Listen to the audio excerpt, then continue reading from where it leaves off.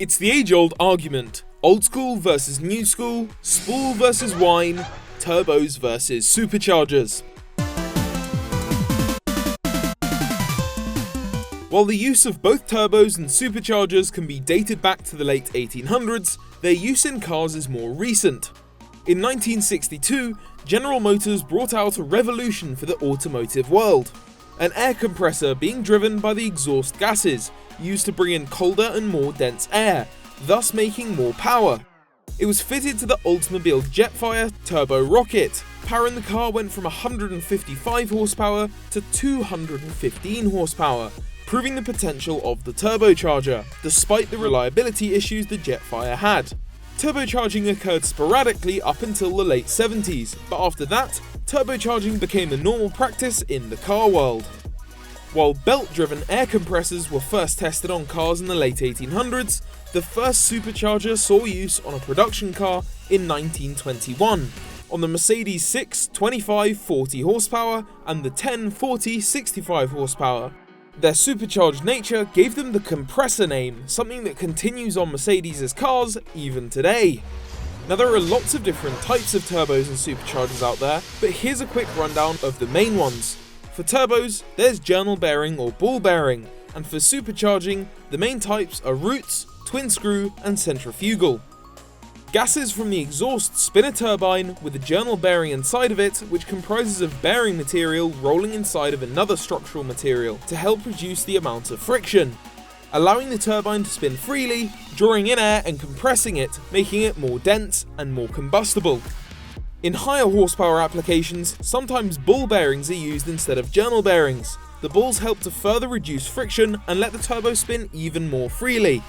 On the supercharger side, there are three main times we commonly use in cars. Firstly, there's root supercharging. Root supercharging can date itself back to 1848, and its basic design hasn't changed much since then.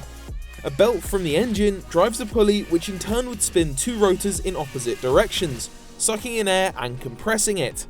A twin screw supercharger performs in a very similar way to a root.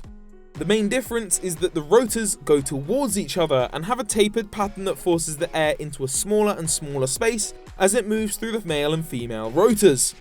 Centrifugal superchargers are often confused with turbos because they are very similarly shaped. However, belts still drive the unit by spinning a set of special planetary gears, increasing the speed of the turbine, sucking in more air.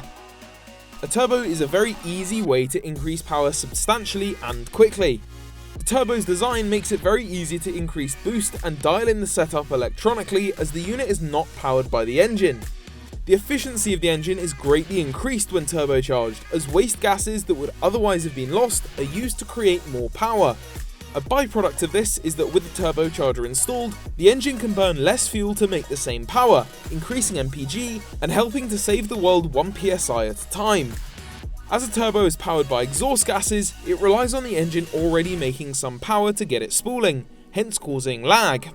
A turbo is usually created for a certain rev range within a certain power range, so the amount of time it's effective is often lower than a supercharger.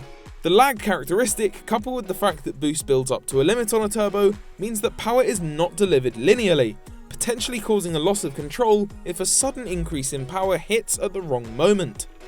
Turbocharged cars often require oil cooling as well as water cooling, putting more stress on the engine's lubrication system and requiring extra fittings and hoses. For positive displacement superchargers, boost can instantly be built, as the supercharger is powered by the engine's crankshaft, which is always spinning. As boost is available from the start, power delivery is often very linear, making supercharging perfect for track use. Due to the fact that a supercharger usually does not require oil cooling or even an intercooler in some cases, a supercharger is often easier to install and run than the equivalent turbocharger. A centrifugal supercharger still needs a little time to spool up, so lag can still be a factor.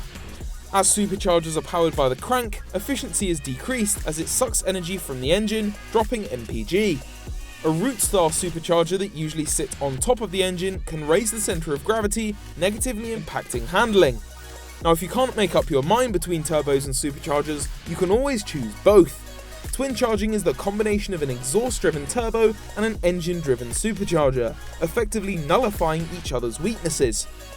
At the end of the day, forced induction of any kind makes noises we can't say no to, and while it's always a case of preference, pick your corner and fight it out in the comments.